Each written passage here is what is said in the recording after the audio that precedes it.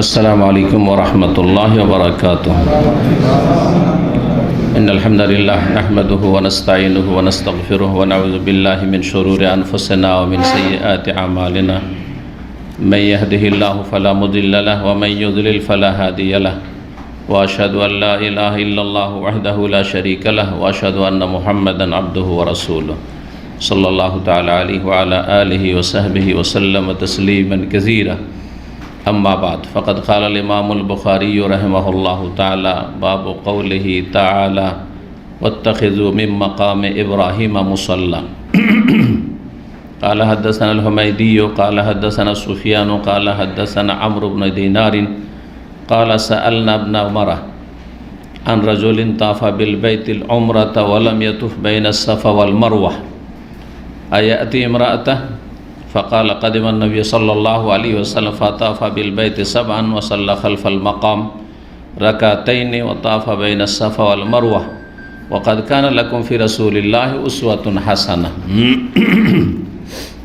সম্মানিত দ্বীনী ভাতৃমণ্ডলী, আল্লাহ রাব্বুল আলামিনের প্রশংসা এবং প্রিয় নবী মুহাম্মদুর রাসূলুল্লাহ সাল্লাল্লাহু আলাইহি ওয়াসাল্লামের উপর সালাতু সালামের পর আজ জুমাবার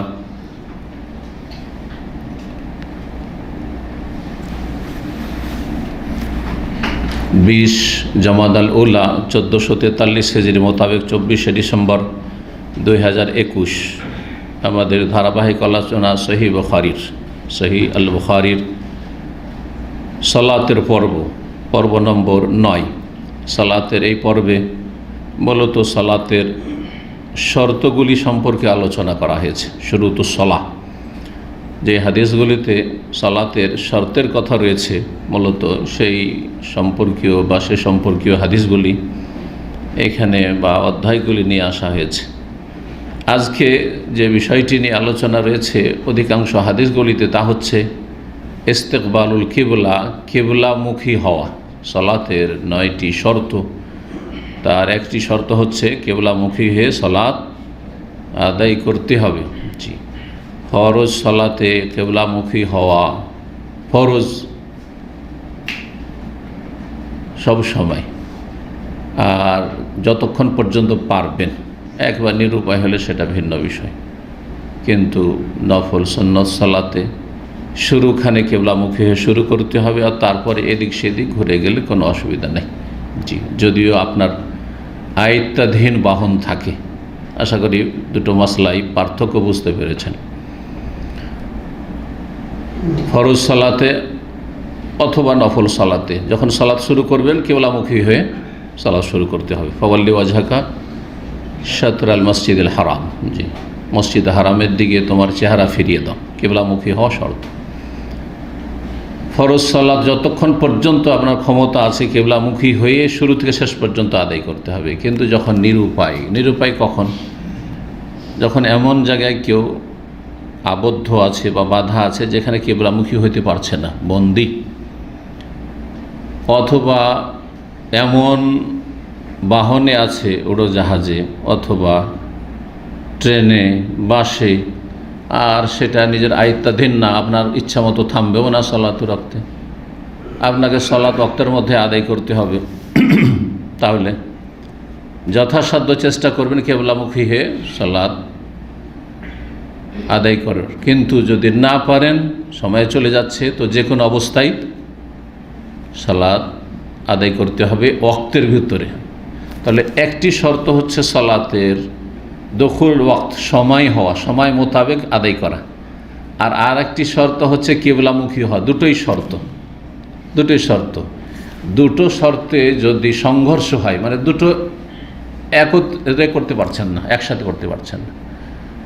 যদি ওয়াক্তের ভিতরে সালাত আদায় করছেন তো কিবলামুখী হইতে পারছেন না, আর কিবলামুখী যদি হচ্ছেন তো ওয়াক্ত ঠিক রাখতে পারছেন না, সালাত কাজা হয়ে টাইম পার হয়ে চলে যাচ্ছে। আসরের সালাতের সূর্য ডুবে যাচ্ছে, ফজরের সালাতে সূর্য উঠে যাচ্ছে, সূর্য ওঠার পরে গাড়ি থামবে, ট্রেন থামবে, আর আপনি কিবলামুখী হইতে পারছেন না। কোনটাকে প্রাধান্য দেবেন? এরকম অবস্থার সম্মুখীন আপনারা হচ্ছেন না? তাহলে কোনটাকে প্রাধান্য দেবেন? শর্ত তো দুটোই, আর শর্ত মানে ফরজ, দুটোই ফরজ। কোনটাকে অগ্রাধিকার দিতে হবে? হ্যাঁ, সময়কে অগ্রাধিকার দিতে হবে এই ক্ষেত্রে। তাহলে কি করতে হবে? আপনাকে দেখতে হবে যে শেষ সময় পর্যন্ত, সূর্য ডোবার কিছুক্ষণ আগে পর্যন্ত যদি আমি নেমে যেতে পারি আর কেবলামুখী সালাত আদায় করতে পারি তো কেবলামুখী সালাত আদায় করব, এরকম সূর্য ওঠার আগ পর্যন্ত। কিন্তু যদি দেখা যায় না, একবারে সময় পার হয়ে চলে যাবে, জমা করাও সুযোগ নেই। জোহর ঠিক আছে, জোহরকে আসরের পরে সময় চলে যাচ্ছে 4টা, 4:30, সমস্যা নেই, জোহরকে ঠেলা যায় জামাত আখির করে। মাগরিবকে এরকম এশার সালাতের সাথে জমা করা যায় এরকম পরিস্থিতিগুলিতে। কিন্তু আপনি ফজরকে তো সূর্য উঠাইতে পারছেন না, আসরকে তো সূর্য ডুবার পরে পড়তে পারছেন না, তখন কি করতে হবে? কেবলামুখী হওয়ার চাইতে বেশি গুরুত্ব দিতে হবে সময়কে। সময় ঠিক রেখে যদি কেবলামুখী হওয়া সম্ভব হয় তো আলহামদুলিল্লাহ, আর যদি না সম্ভব হয় তাহলে ফাত্তাকুল্লাহ মাস্তাতাতু, আল্লাহ সূরা তাগাবুনে বলেছেন যথাসাধ্য আল্লাহকে ভয় করো, এটি আপনার ক্ষমতাতে ছিল। নফল সালাতে, নফল মানে শুধু নফল নয়, কারণ আমাদের দেশীয় নফল হচ্ছে বেতর বাদ দিয়ে, তারপরে যেগুলি সুন্নাত রাতে বা বাদ দিয়ে, তাই না, তাহাজ্জুদ বাদ দিয়ে বাকিগুলোকে নফল বলা হয়। আমাদের প্রচলিত হানাফি ভাইরা তাদের মজহাবের অনুসারে বা তাদের গতানুগতিক মজহাব, আসলে মজহাবও নয়, নফল কোনগুলিকে বলে? যেগুলি সমস্ত সুন্নাত বাদ দিয়ে অতিরিক্ত যেসব নামাজ পড়ে সেগুলো কি বলে? নফল পড়ছি। কিন্তু দিনে রাতের 12 রাকাত সুন্নাত যে নফল, মানে ফরজের উপর অতিরিক্ত এক্সেস, এমনকি বেতর নফল, যদিও সুন্নাতে মুআক্কাদা প্লাস নফল, ওয়াজিব নাই। নবী সাল্লাল্লাহু আলাইহি ওয়াসাল্লাম সাওয়ারির ওপর, উটের পিঠে বেতরও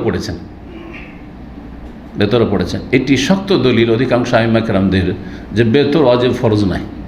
যদি ফরজ হয়তো তো নবী সাল্লাল্লাহু আলাইহি ওয়াসাল্লাম নিজের আয়ত্তাধীন বাহন থেকে নেমে পড়তেন, যেমন ফরজ সালাত কখনো উটের পিঠে পড়েন নাই। কিন্তু উটের পিঠে যখন বেতর পড়েছে তাহলে বেতর ওয়াজিব, ফরজ নয়, বরং কি সুন্নাতে মুআক্কাদা। তো এই সালাদগুলি, সুন্নত নফল সালাদগুলি শুরু করার সময় কিবলামুখী করে দেন আপনার উটটাকে, আপনার ঘোড়াকে, আপনার কারকে। কার যখন দেখছেন পশ্চিম কিবলামুখী হয় তখন সালাতটা শুরু করে দিলেন। আর তারপরে সুন্নত পড়ছেন, তাহাজ্জুদ পড়ছেন, গাড়ি চালাচ্ছেন, হ্যাঁ বেতর পড়ছেন, গাড়ি চালাচ্ছেন, এদিক সেদিক, পূর্ব পশ্চিম, এদিক সেদিক চলে যাচ্ছে, কোনো অসুবিধা নেই। হাইসুমা তাওয়াজ্জাহাত বিহি রাহিলাতুহু, নবী করিম সাল্লাল্লাহু আলাইহি ওয়াসাল্লামের বাহন যেদিকে সেদিকে চলে যেত, সালাত আদায় করতে থাকতেন। গাড়িতে বসে রুকু করা সম্ভাবনায়, সেজদা করা সম্ভাবনায় বসে ইউমি ইমা আন হাদিসে রয়েছে, ইশারায় মাথা ঝুঁকিয়ে, হালকা ঝুঁকিয়ে রুকু আর একটু বেশি ঝুঁকিয়ে সেজদা, জি এই করতেন। তাই প্রথমখানে চেষ্টা করতে হবে কি করার? কিবলামুখী হওয়ার, যদি সম্ভব হয়। জি, তো এই ভূমিকা জেনে নেওয়ার পরে এখন কিবলামুখী হওয়ার বিষয়গুলি সম্পর্কে যে হাদিস রয়েছে দেখুন। বলছেন ইমাম বুখারী রাহিমাহুল্লাহ, অধ্যায় নম্বর 30, আজকে পর্ব নম্বর বললাম, পর্ব নম্বর হচ্ছে আমাদের সালাতের 9। বাবু কাউলিহি তাআলা, এই অধ্যায় হচ্ছে মহান আল্লাহর এই বাণীর তাফসীর সম্পর্কে, যেখানেই আইম্মায়ে কেরামগণ, ইমাম বুখারী হোক, ইমাম তিরমিজি আয়াত দিয়ে অধ্যায় কায়েম করেছেন, এসব আইম্মাগণ বেশি, আর অন্যরা হয়তো করেছেন। নাসাইতে রয়েছে তাউইল ও কৌলিহি তাআলা, মানে তাফসীর ও কৌলিহি তাআলা। সালাফগণ তাউইল মানে তাফসীর নিতেন, কিন্তু বুখারীতে এইভাবে রয়েছে, তিরমিজিতে এইভাবে রয়েছে বাবু কৌলিহি তাআলা, মহান আল্লাহর এই বাণী সম্পর্কে অধ্যায়, মানে এই বাণীর তাফসীর সম্পর্কে এই আয়াতের। তাহলে এখানে তাফসীর শব্দটি মাহজুফ উজ্জ্ব আছে, বাবু তাফসীরে কৌলিহি তাআলা, এই অধ্যায় হচ্ছে মহান আল্লাহর এই বাণীর তাফসীর সম্পর্কে, ব্যাখ্যা বিশ্লেষণ সম্পর্কে। কি? সূরা বাকারা আয়াত নম্বর 125, ওয়াত্তাখিযু মিন মাকামে ইব্রাহিমা মুসাল্লা, তোমরা স্থির করো, গ্রহণ করো। ইত্তাখাযু মানে স্থির করা, গ্রহণ করা, তৈরি করে নেওয়া, বানিয়ে নেওয়া, জি ইত্যাদি। যেখানে যেরকম শব্দ উপযোগী হয় এই শব্দগুলি ব্যবহার করতে হবে। তোমরা স্থির করো মিন মাকাম ইব্রাহিম, মাকামে ইব্রাহিমে মুসাল্লা, সালাতের স্থান, মুসাল্লা মানে সালাতের স্থান। জায় নামাজ বলেন না মুসাল্লা বলেন আপনারা? জায় নামাজ, তার মানে ভারত, বাংলাদেশ, পাকিস্তানের মানুষের ভাষাই, উর্দু হোক, উর্দুভাষী হোক অথবা বাংলাভাষী হোক, আরবির চাইতে বেশি প্রভাব ফার্সির ছিল আর আছে, ঠিক না? জায়ে নামাজ, জায়ে যুক্ত নামাজ, জায়ে মানে জায়গা, জায়গা, আর নামাজ মানে নামাজ, নামাজের জায়গা, নামাজের জায়গা, এটা কি বলে? জায় নামাজ, যেটাকে আরবরা আজকালকার ভাষায় কি বলছে? মুসাল্লা বলে না কিন্তু, সাজ্জাদা, সিজ্জাদা না। আপনারা যেমন একামাকে আকামা করে দিয়েছেন, এর উল্টো করে দিয়েছেন সাজ্জাদাকে সিজ্জাদা। সাজ্জাদা, সাজ্জাদা বলতে ওদের সেজদার স্থান, সাজ্জাদা মানে সেজদার স্থান, যদিও সূক্ষ্ম অর্থ নয়, আচ্ছা সূক্ষ্ম প্রয়োগ নয়। মসজিদ হচ্ছে সেজদার স্থান, হ্যাঁ, ইসম জারফ জারফে মাকান, সেজদার স্থান। সাজ্জাদা চলবে, যেখানে বেশি বেশি সেজদা করা হয়, চলো চলবে। এটা পরের প্রয়োগ। কোনো হাদিসে সাজ্জাদা শব্দ পাবেন না। হাদিসে কি পাবেন? মুসাল্লা। হাদিসে দুটো শব্দ পাবেন, হয় মসজিদ আর নয় মুসাল্লা। মসজিদ মানে হচ্ছে সেজদার স্থান। পরবর্তীকালে মসজিদের প্রয়োগটা হয়েছে যেখানে নিয়মিত সেজদা করা হয়, মানে 5 ওয়াক্ত সালাত হয়, জুমা হোক আর না, কমপক্ষে 5 ওয়াক্ত সালাত যদি কোনো একটি ঘরের ভিতরে হয় তাহলে সেটি মসজিদ, সেটি মসজিদ। মসজিদের আকারে তৈরি করেন আর না করেন, মেনারা থাক আর না থাক, বাইরে থেকে দেখে চেনা যাক আর না যাক, 5 ওয়াক্ত যদি সালাত হয় তাহলে তার নাম হচ্ছে মসজিদ। কিন্তু 2 ওয়াক্ত 3 ওয়াক্ত সালাত হয়। অনেক কোম্পানিতে একটা রুম ছাড়া আছে না নেই? এয়ারপোর্টে আছে না নেই? এমনকি অমুসলিম দেশে এয়ারপোর্টে আছে, দিল্লি এয়ারপোর্টে আছে। জি, আমি গেলে সালাতের সময় থাকলে পড়ি, কারণ পড়ার প্রয়োজন। যদি মানুষ কেউ এমনিতে নামাজ পড়ে না মুসলমানরা, আর বাইরে থাকলে তো এয়ারপোর্টে গেলে তো মনে করে যে এই তো সম্মান চলে যাবে, মানুষ তো বুঝে নেবে যে আমি মুসলমান। বুঝতে দিতে চায় না মুসলমান আজকাল অধিকাংশ, যারাও মুসলমান। কথা বোঝা গেছে? নামাজি হইলেও নামাজ কাজা করবে, তারপরে এয়ারপোর্টে বুঝতে দিবে না যে বুঝুক যে আমি মুসলমান। চেহারা দেখেও চেনা যায় না, লেবাস পোশাক দেখেও চেনা যায় না, ও নামাজও পড়বে না যাতে চিনতেই না পারে কেউ। হ্যাঁ, সব জায়গায় সেট হয়ে যেতে পারে গোল আলুর মতো। ইহুদিন আসারার সাথে সেট হয়ে যেতে পারে, আর খ্রিস্টানের সাথে সেট হয়ে, হিন্দুর সাথে সেট হইতে পারে, বুদ্ধিস্টদের সাথে সেট হয়ে যেতে পারে, নাস্তিকদের সাথে সেট হইতে পারে, মুসলিমদের সাথে সেট হইতে পারে। টুপি লাগিয়ে এলো, পাঞ্জাবি পরে এলো, জুমার দিন নামাজ পড়ে মুসলিমদের সাথে সেট হয়ে গেল। হচ্ছে না? তো গোল আলু জনগণও আছে, আর গোল আলু আজকাল বক্তাও আছে। ভালো করে শুনবেন, গোল আলু বক্তা কারা? যারা তবলিগ জামাতে সেট হয়ে যায়, জামাত ইসলামের সাথেও সেট হয়ে যায়, চরমনাইয়ের সাথে সেট হয়ে যায়, জলপুরির সাথেও সেট হয়ে যাবে, ওর আহলে হাদিসদের সাথে সেট হয়ে যাবে। যখন যেখানে আসে কিছু বেকুব লোক আছে আহলে হাদিসদের, ওরা আমাদেরই লোক হয়তো। ওয়াইদা খালাওয়ালা শায়াতিনহিম কালু ইন্না মাআকুম, যখন তাদের শয়তানদের সাথে, বেদাতীদের সাথে যখন একত্রিত হয়, আছি তোমাদের সাথে, অন্তরঙ্গ তাদের সাথে, সাবধানীদের থেকে। জি, এদের মধ্যে নিফাক রয়েছে, সতর্ক, সাবধান। জি, তো জনগণ আপনারা গোল আলু হবেন না, আর বক্তা আলেম গোল আলু থেকে সাবধান, নিজেরাও গোল আলু হওয়া থেকে সাবধান। আর যেসব বক্তারা গোল আলু মার্খা, ওদের মতো হবেন না। আল্লাহ হেফাজত করুন। কি বলছিলাম? মুসাল্লা বলছিলাম, আর মসজিদে পার্থক্য বলছিলাম। যেখানে 1-2 ওয়াক্ত সালাত হয় সেটা মসজিদ বলা যাবে না, সেটার নাম কি? মুসাল্লা, সালাতের স্থান। আরবিতে মসজিদ আর মুসাল্লা এইরকমই, আর ইংলিশে হ্যাঁ প্রেয়ার হল। মসজিদ প্রেয়ার হল নয়, মসজিদ হচ্ছে মস্ক, আর মুসাল্লা হচ্ছে প্রেয়ার হল। জি হ্যাঁ, আমরা আমাদের ইউনিভার্সিটিতে একটা বড় জামে মসজিদ আছে, সেটার নাম মসজিদ।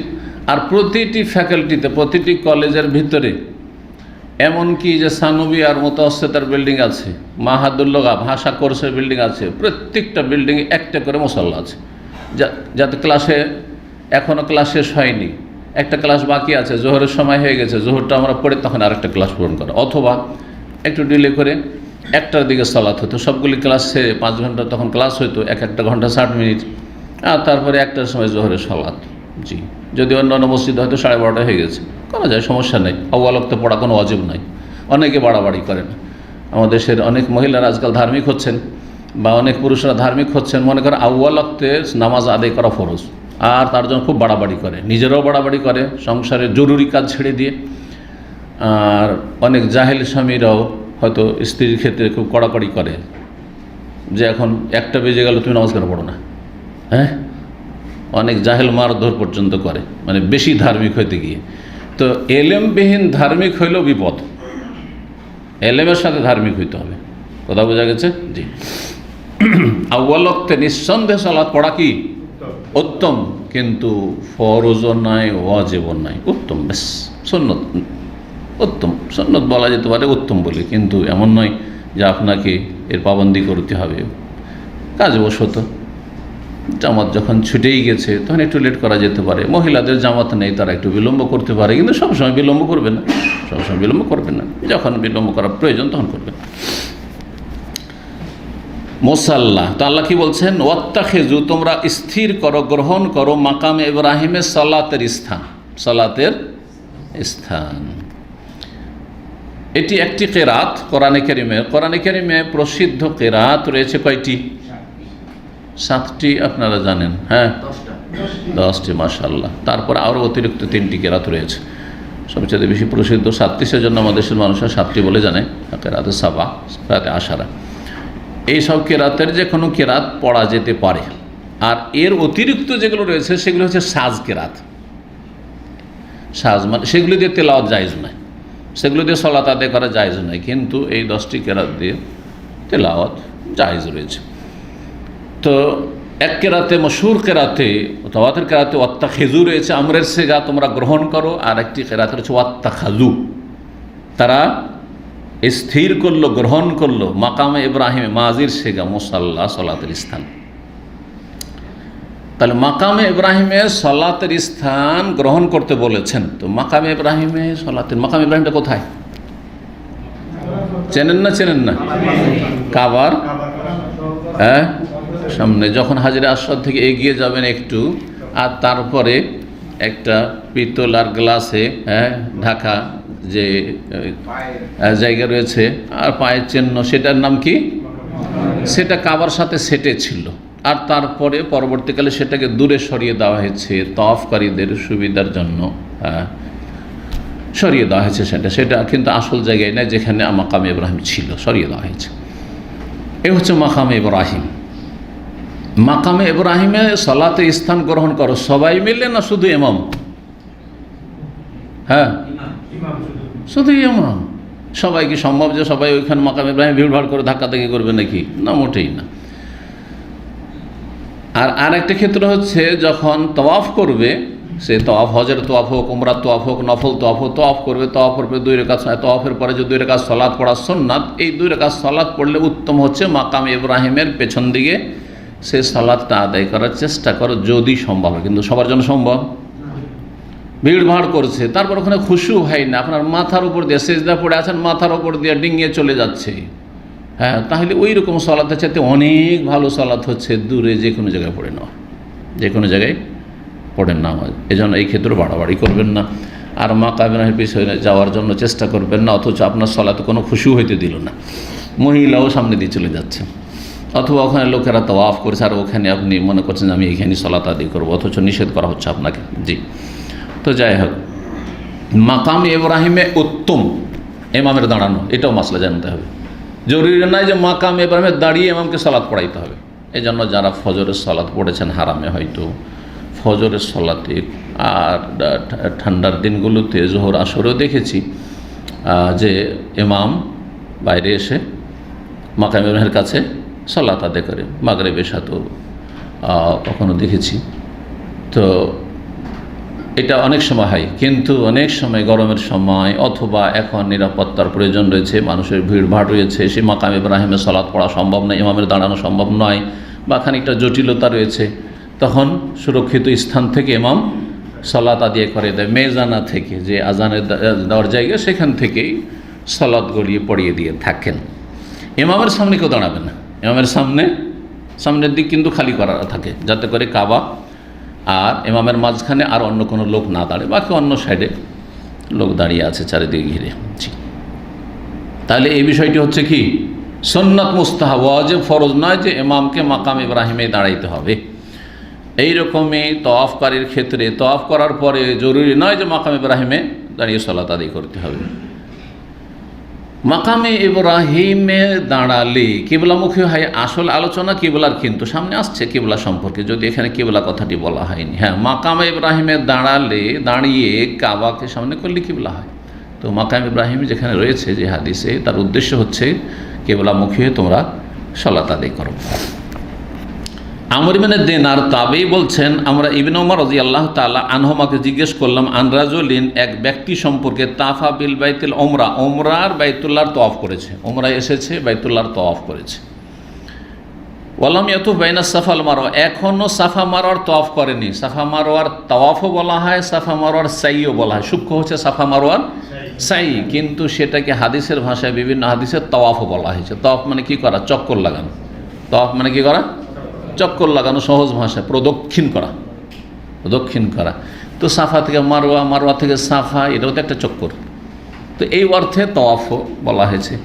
আবার মাঝখানে দৌড় দিতে হয়, সে এই যে বাতনুল ওয়াদি, যেই জায়গাটি ইব্রাহিম আলাইহিস সালামের বিবি আর ইসমাইল আলাইহিস সালামের মা হাজার রাদিয়াল্লাহু তাআলা আনহা, তিনি দৌড় দিয়েছিলেন ছেলেকে তাড়াতাড়ি করে দেখার জন্য, কারণ নিচে নেমে গেলে পানি খোঁজার জন্য এদিক থেকে ওইদিক ছোটাছুটি করতে গিয়ে নিচে নেমে গেলে ছেলেটা নজরে আসছিল না, সেই জন্য দৌড় দিয়ে যাচ্ছিলেন তাড়াতাড়ি করে যাতে বাচ্চাটাকে দেখতে পায়। সুবহানাল্লাহ। তো ওই স্মৃতিটা আল্লাহকে খুবই পছন্দ লেগেছে। সুতরাং ওয়া তারাকনা আলাইহি ফিল আখিরিন, কিয়ামত পর্যন্ত এই সুন্নতকে আল্লাহ বহাল রেখে দিয়েছেন যে তোমরা যারাই সাফা মারওয়া সাই করবে, এই জায়গাতে হাজার আলাইহিস সালাম দৌড় দিয়েছেন বা রাদিয়াল্লাহু আনহু দৌড় দিয়েছেন, তোমরাও দৌড় দাও। জি, পুরুষরা মহিলারা দৌড়াবে না। তো সাই মানে একটু দ্রুত বেগে ছুটা বা দৌড় দেওয়া, সেই জন্য এটাকে কি বলা হয়? সাইও বলা হয়। তো একজন লোক, মাসলা হচ্ছে যে একজন লোক উমরার তওয়াফ করলো বাইতুল্লাহর, সাফা মারওয়ার এখনও সাই করেনি, তো সাইটা পরে করে নেব। তার মাঝখানে যদি আয়াতি ইমরাতাহু, তার স্ত্রীর কাছে আগমন করতে পারে, মানে স্বামী স্ত্রী সহবাস করতে পারে, জায়েজ না জায়েজ নয়? ফাকালা, তখন ইবনে ওমর রাদিয়াল্লাহু তাআলা আনহুমা উত্তরে বললেন, ফতোয়ার কাদেমান নবী সাল্লাল্লাহু আলাইহি ওয়াসাল্লাম, নবী করিম সাল্লাল্লাহু আলাইহি ওয়াসাল্লাম আগমন করলেন। দেখেন, নিজের ভাষা দিয়ে উত্তর দিলেন না, কি দিয়ে উত্তর দিচ্ছেন? নবী সাল্লাল্লাহু আলাইহি ওয়াসাল্লামের আদর্শ হাদিস দিয়ে উত্তর দিচ্ছেন। তাহলে বোঝা গেল যে মুফতির জন্য উচিত, শুধু উচিত না, মুফতির জন্য ফরজ, যে দলিল হচ্ছে কোরআন কারীম, দলিল হচ্ছে রাসূলুল্লাহ সাল্লাল্লাহু আলাইহি ওয়াসাল্লামের সহিহ হাদিস। সুতরাং কেউ ফতোয়া জিজ্ঞেস করলে কোরআন এবং হাদিসের আলোকে ফতোয়া দেবে, যদি সম্ভব হয় তাহলে দলিলও সাথে বর্ণনা করে দেবে। আর দলিল সবসময় বর্ণনা করা অনেক সময় জরুরি না, হ্যাঁ নাই উত্তর আমরা দিতে পারি, জায়েজ আছে যদি নিশ্চিত থাকে কেউ, কিন্তু যদি বয়ান করে দেয় তো ভালো। পক্ষান্তরে এটা হচ্ছে সালাফদের মানহাজ, আদর্শ, ফতোয়ার ক্ষেত্রে আদর্শ, মানহাজুস সালাফ ফিল ইফতা, ফতোয়া দেওয়ার ক্ষেত্রে সাহাবীর আদর্শ। দেখেন, নবী সাল্লাল্লাহু আলাইহি সাল্লামের আমল বর্ণনা করছেন দলিল হিসাবে। পক্ষান্তরে মুকাল্লিদিন, যারা অন্ধ মযহাবের অনুসারী, তাদের মানহাজ ফতোয়ার ক্ষেত্রে আদর্শ হচ্ছে, কোনো একটা মাসলা জিজ্ঞেস করেন, মাসিক মদিনা পড়ে দেখেন। সবচেয়ে প্রসিদ্ধ ম্যাগাজিন হচ্ছে দেওবন্দীদের মাসিক মদিনা, জানেন না নাম? এইরকম অনেকগুলি আছে, জন্মারিদেরও ম্যাগাজিন আছে। আর এইসব ম্যাগাজিন, রহমানিয়া পেগাম, এই ধরনের যে বেদাতি ম্যাগাজিনগুলো রয়েছে বেদাতিদের, সেই ম্যাগাজিনগুলিতে একটা ফতোয়ার একটা পর্ব আছে শেষের দিকে, যেমন তাহরিক পত্রিকাতে আছে, তেমন ওদের আছে। তাহরিক পত্রিকার উত্তর দেখবেন যে তাতে দলিলের উত্তরে কি বলা হয়েছে? দলিল বলা হয়েছে, আয়াত থাকলে আয়াত, হাদিস থাকলে হাদিস। আর তারপরে আইম্মা কেরামদের আকওয়াল বর্ণনা করেন, উক্তি, যে ইমামদের কি মতামত, অসুবিধা নেই, জায়েজ আছে। পক্ষান্তরে যারা মযহাবের অন্ধ অনুসারী, তাদের ফতোয়াগুলিতে একটি আয়াত হাদিসের দলিল পাবেন না। দলিল কি? যে এর উত্তর এই ফতোয়া আলমগিরিতে আছে, ফতোয়া কাজী খানে আছে, হেদায়েতে আছে, না হয় বেকায়াতে আছে, না হয় কানজুদ দাকায়েকে আছে, ফতোয়া শামিয়াতে আছে। যদি আমার কথা বিশ্বাস না হয়, দুটো পত্রিকা পাশাপাশি রাখবেন আর দেখবেন যে আহলে হাদিসদের পত্রিকায় ফতোয়ার উত্তর দেওয়ার তো মানহাজ কি, আর আপনার বিদআতপন্থীদের ফতোয়া দেওয়ার তরিকা কি, তাতে স্পষ্ট হয়ে যাবে যে কারা দলিলের দিকে আহ্বান করে কোরআন সুন্নাহর দিকে, আর কারা ব্যক্তি পূজার দিকে আহ্বান করে। জি, সহজ কথা। জি, তো ইবনে ওমর রাদিয়াল্লাহু তাআলা আনহুমা আমাদের জন্য দেখেন আদর্শ পেশ করছেন ফতোয়ার ক্ষেত্রে। কি বলছেন? নবী সাল্লাল্লাহু আলাইহি ওয়াসাল্লাম আগমন করলেন, ফাতাফা বিল বাইতে সাবান, 7 চক্কর দিলেন, 7 বার তওয়াফ করলেন বাইতুল্লাহ। তো 7টা তওয়াফ করলে একটা তওয়াফ, কাবার চারিদিকে 7 বার চক্কর দিলে কি হয়? এক তওয়াফ হলো। জি। ওয়াসাল্লা খালফাল মাকাম, তারপরে মাকামে ইব্রাহিমের পিছনে সালাত আদায় করলেন রাকাতাইনি, 2 রাকাত। ওয়াতাফা বাইনা সাফা আল মারওয়া, তারপরে সাফা মারওয়ার মাঝে তওয়াফ করলেন, মানে সাই করলেন। এটা কার আমল? রাসূলুল্লাহ সাল্লাল্লাহু আলাইহি ওয়াসাল্লাম আমল। তার মানে তওয়াফের সাথে সংশ্লিষ্ট হচ্ছে সাফা মারওয়ার সাই, দুটোকে ভিন্ন করে দেখার কোনো সুযোগ নেই। এর মাঝখানে এহরাম পরিপন্থী কোনো কিছু করে নেব, এহরাম বিরোধী কোনো কিছু করে নেব, এর সুযোগ নেই। এটা হচ্ছে বলার উদ্দেশ্য। নবী সাল্লাল্লাহু এরকম করেছেন। যখন নবী করিম সাল্লাল্লাহু আলাইহি ওয়াসাল্লাম এরকম করেছেন, যদি জায়েজ হইতো নবী সাল্লাল্লাহু আলাইহি ওয়াসাল্লাম বাইতুল্লাহর তওয়াফ করার পরে বিবিরা তো সাথেই ছিল, বিবিদের সাথে মিলিত হইতেন, আর তারপরে তখন সাফা মারওয়া সাই সারতেন, করেননি তেমনটা। সুতরাং ওয়াকাদ কানা লাকুম ফি রাসূলিল্লাহি উসওয়াতুন হাসানাহ, তোমাদের জন্য রাসূলুল্লাহ সাল্লাল্লাহু আলাইহি ওয়াসাল্লামের মাঝে রয়েছে উত্তম আদর্শ, তার অনুসরণ করো, তার অনুসরণ করো। তো আশা করি বিষয়টি বুঝতে পেরেছেন।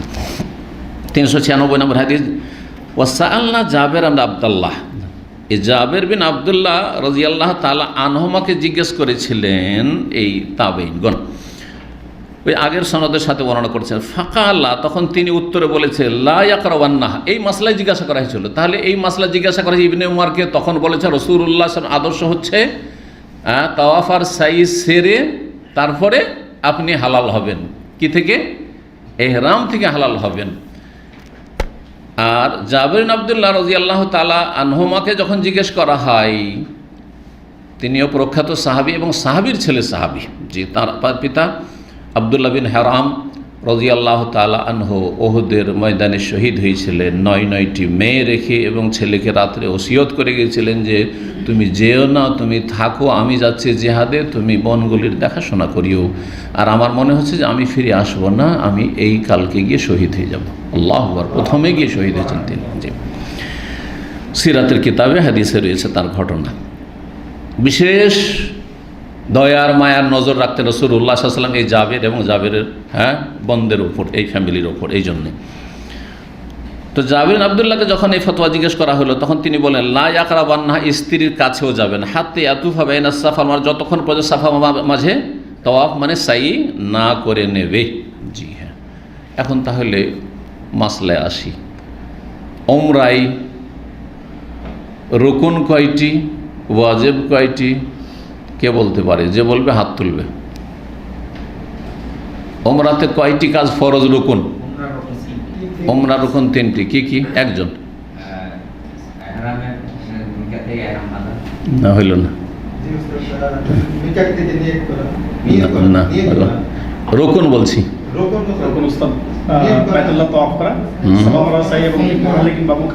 না হইল না। নিয়ত করাটাকে এহরাম করা বলেন, বাস মিকাতটা লাগাবেন না। ওই যে মিকাত লাগিয়ে দিয়েছেন, ওইখানে ভুল হয়ে গেছে, না তো ঠিক ছিল। কি বলবেন? এহরাম করা মানে নিয়ত করা, এহরাম করা আর তাওয়াফ করা, সাই করা, এই 3টি হচ্ছে রুকুন ফরজ। এগুলো ভুলে গেলেও হবে না উমরা, আর ইচ্ছা করে ছাড়লে হবে না। রুকুন ফরজ চলে। আর দম দিয়েও ঘাটতি পূরণ হবে, যতক্ষণ পর্যন্ত সেটা আবার ঘাটতি পূরণ না করবে, মানে না করবে, পূর্ণ না করবে, না হলে হবে না।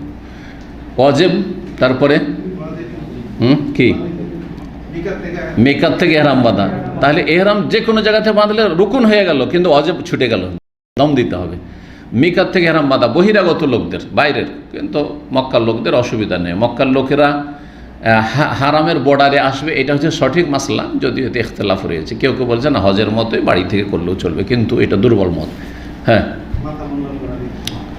1 নম্বর হচ্ছে 2টি, তাহলে একটা হচ্ছে মিকাত থেকে এহরাম বাঁধা, আর একটি হচ্ছে মাথা মুন্ডন, অথবা শুধু মুন্ডন বললে হবে না, অথবা মাথার চুল পুরো মাথা থেকে ছোট করা। কারণ দুটোতে অপশন আছে। আপনি যদি মাথা মুন্ডন করা বলেন যে ওয়াজিব, তাহলে বোঝা যাচ্ছে যে ব্যক্তি মাথা মুন্ডন করলো না, চুল শুধু মেশিন চালালো, সে ওয়াজিব ছেড়ে দিল নাকি। তাহলে দুটোর একটা করলে মাথা মুন্ডন করেন, আর না হলে পুরো মাথা থেকে ছোট করে 2-4টা চুল না। তো 3টি রুকুন ফরজ আর 2টি হচ্ছে ওয়াজিব, 5টি হয়ে গেল। বাকি যত কাজ এহরামের নাকি বলছে ওমরাতে আছে শুরু থেকে শেষ পর্যন্ত সবগুলি হচ্ছে সুন্নাত, সবগুলি হচ্ছে সুন্নতের বাইরে যদি কেউ করে তো বাকি সবগুলি হচ্ছে বেদাত। খালাস, কত সহজ করে দিলাম ওমরাকে। 3টি ফরজ রুকুন, 2টি ওয়াজিব, আর বাকি যেগুলি করতে হবে সব সুন্নাত। আর এই সুন্নতের অতিরিক্ত কেউ যদি করেন তাহলে ওগুলির নাম বেদাত। বেদাত করবেন না, করবেন না। জি, যেখানে সেখানে চুমা দিবেন না, না, যেখানে নবী সাল্লাল্লাহু আলাইহি ওয়াসাল্লাম চুমা দেন শুধু সেখানে চুমা দিবেন, তো বেদাত কাজ করবেন। জি, হ্যাঁ। তাহলে এহরামটা কখন খুলবে? এহরাম কখন খুলবে? ওমরাতে গেছে, মাথা মোড়ানোর পরে এহরাম বেঁধে গেল, আর তারপরে তখন বাইতুল্লাহ তওয়াফ করলো, সাফা মারোয়া সাই করলো। সাফা মারোয়া সাই করার সময় এহরাম অবস্থায় থাকতে হবে। আর স্বামী স্ত্রী মিলন করা মানে এহরাম ছেড়ে দেওয়া, এহরাম ছাড়া তো চলবে না, যার ফলে এখানে জমবস চলবে না। সাফা মারোয়ার সাই করতে হবে এহরাম পরে, আর তারপরে চুল কাটতে হবে, মুন্ডন অথবা ছোট করতে হবে, তারপরে এহরাম খুলবেন। কেউ যদি ভুলবশত কি করে, এহরাম খুলে ফেলে, তাহলে তার মাসলা। এখন চুল কাটেনি, ভুল এহরাম খুলে ফেলেছে। অনেকে কিন্তু এরকম ভুল কাজ করে, যখন সাফা রসাই হয়েছে হোটেলে এসে এহরাম খুলে ফেলেছে আর লুঙ্গি পরে নিয়েছে, চুল কাটেনি এখনো। হ্যাঁ, চুল কাটতে যাচ্ছে না, লুঙ্গি পরে। এই ভুলগুলো হওয়া স্বাভাবিক, কারণ এলেমের অভাব খুব। যে এখন তো সব কিছু হয়ে গেছে, তো লুঙ্গিটা পরেই নি, আর এহরাম পরে কত চুল কাটবে, এহরামের কাপড়টা আরও বেশি খারাপ হয়ে যাবে। চুল পরে লুঙ্গি পরে নিল, গামছা পরে নিল, গামছা তো সেলাই নেই, কিন্তু লুঙ্গি পরে নিল যাতে সেলাই করা, আর তারপরে তখন চুল কাটলো। তাহলে সে জায়েজ কাজ করলো না জায়েজ কাজ করলো? জায়েজ কাজ করলো। কথা বোঝা গেছে? এখন এর কি হবে? একে কি দম দিতে হবে নাকি? এইসব মশলাগুলির সম্মুখীন অনেকে হচ্ছেন। গত সপ্তাহে এক লোক জিজ্ঞেস করেছে।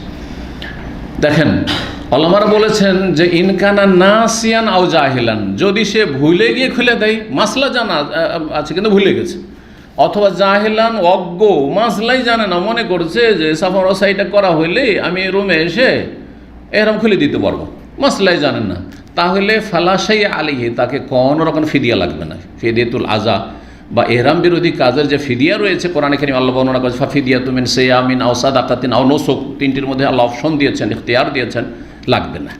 কিন্তু মাসলা জানে তারপরেও যদি ওর উল্টো কাজ করে, তাহলে সে ওয়াজিব ছেড়ে দিল জানা সত্ত্বে, সে ভুলেও নি আর অজ্ঞতা বশত করেনি, তাহলে তাকে দম দিতে হবে। তাকে কী করতে হবে? দম দিতে হবে। আর একটা মশলা বলে নি, যে চুল কাটলো কিন্তু সে মক্কা থেকে চলে এসছে, বেরিয়ে জেদ্দা চলে এসছে, মনে করছে যে বাসায় গিয়ে, জেদ্দার লোক জেদ্দায় থাকে, অথবা মক্কা শহরের বাইরে জম্মুয়ে থাকে, অন্য কোথাও থাকে, আশেপাশে কোথাও থাকে, চলে এসছে। আসার পরে হারামের বাইরে চলে এসে, আর তারপরে তখন চুল কাটছে, তার হুকুম কি? যে বলবে হাত তুলবে, আর মাসার না যা থাকলে চুপ থাকবে। হ্যাঁ, আন্দাজে কিন্তু গুলি ছাড়বেন না, ঢেল মারবেন না। হ্যাঁ, দেখেন, অথচ রাত দিন এগুলো মশলার সম্মুখীন হচ্ছে। হ্যাঁ, কি দিতে হবে? দম নেই। হ্যাঁ, তো ভুল করলো না?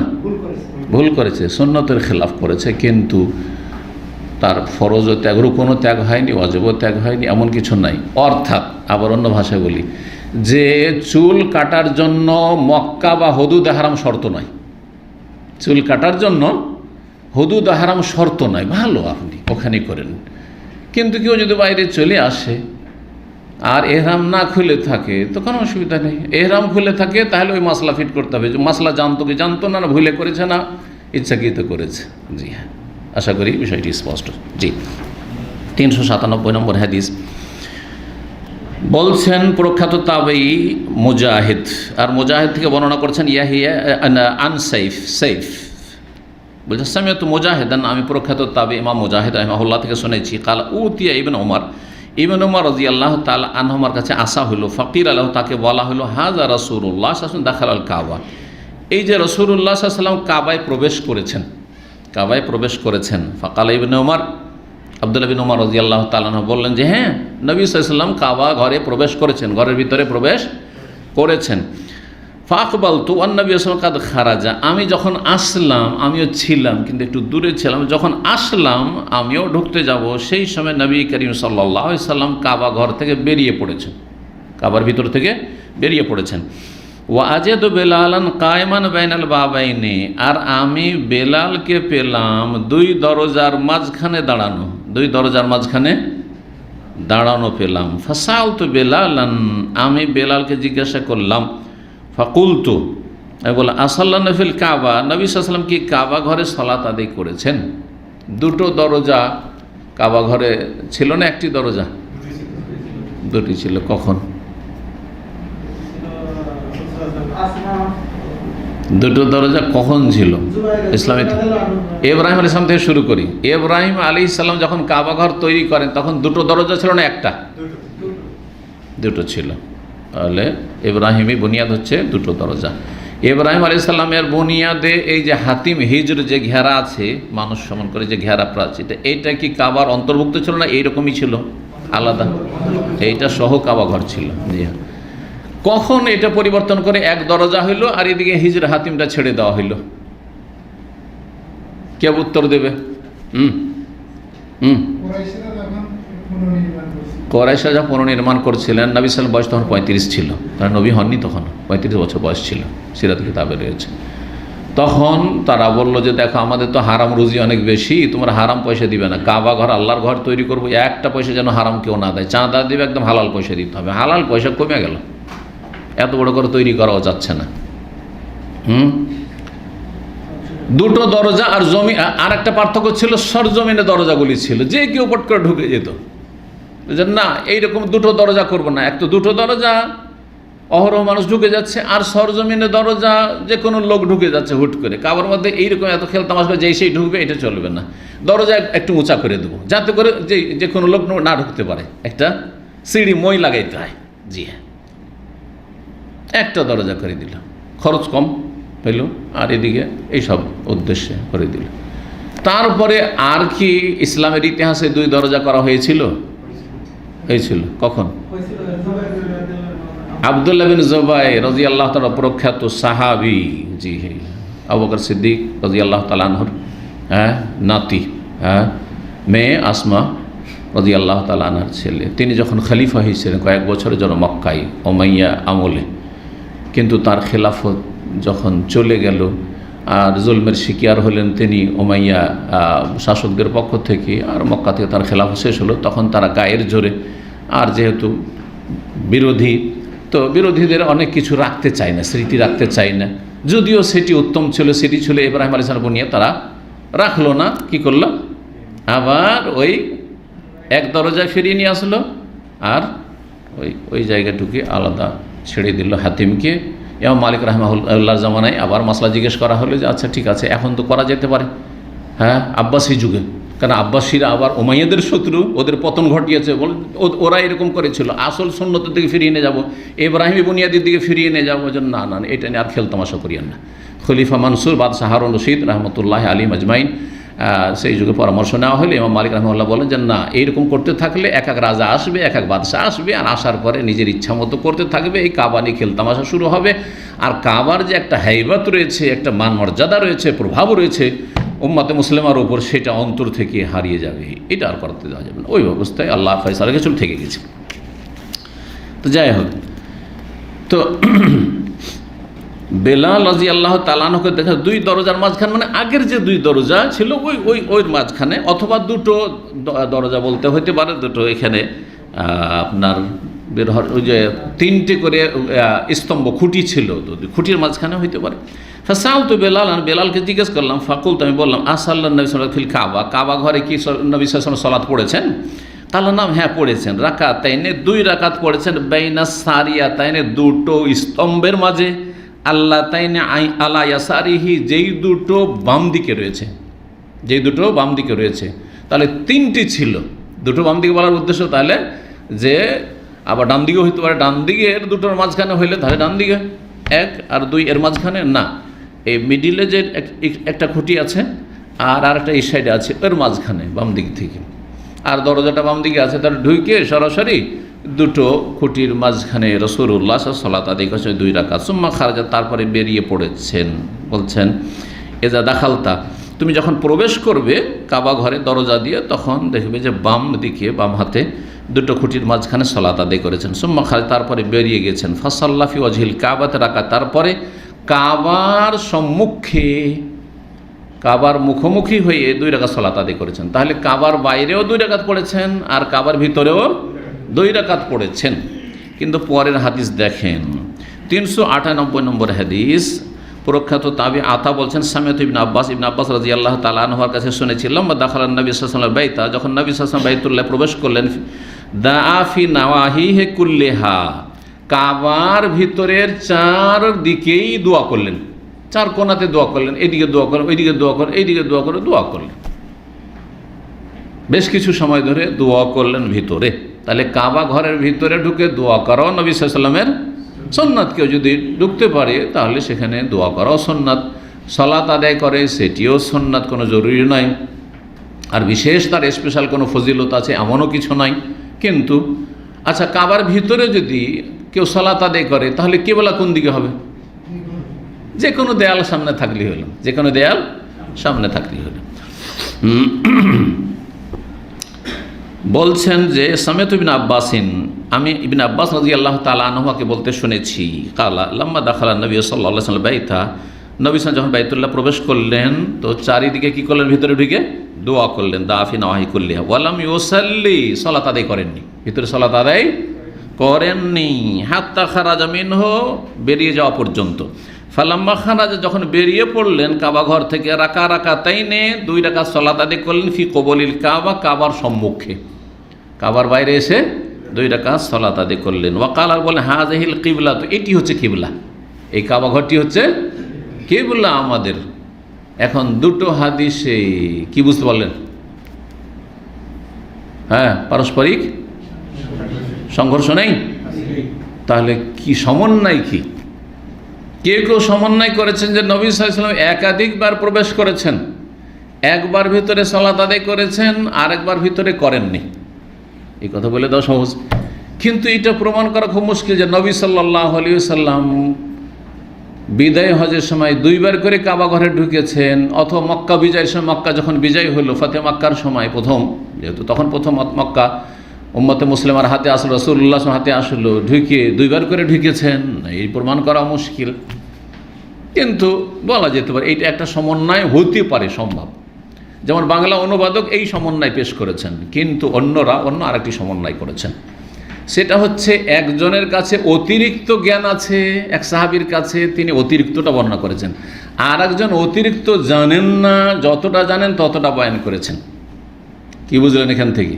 অর্থাৎ আব্দুল্লাহ বিন উমর রাদিয়াল্লাহু তাআলা আনহু যে বর্ণনা করেছেন যে রাসূলুল্লাহ সাল্লাল্লাহু আলাইহি ওয়াসাল্লাম কাবার ভিতরেও সালাত আদায় করেছেন, তিনি আগে পৌঁছেছিলেন, ভিড়ের সময় আগে পৌঁছেছেন, দেখতে পেয়েছেন এবং বেলালকে জিজ্ঞাসা করেছেন। বেলাল ভিতরে গিয়েছিলেন, তো বেলাল রাদিয়াল্লাহু তাআলা আনহু তাকে বললেন যে হ্যাঁ, নবী সাল্লাল্লাহু আলাইহি ওয়াসাল্লাম ভিতরেও সালাত পড়েছেন।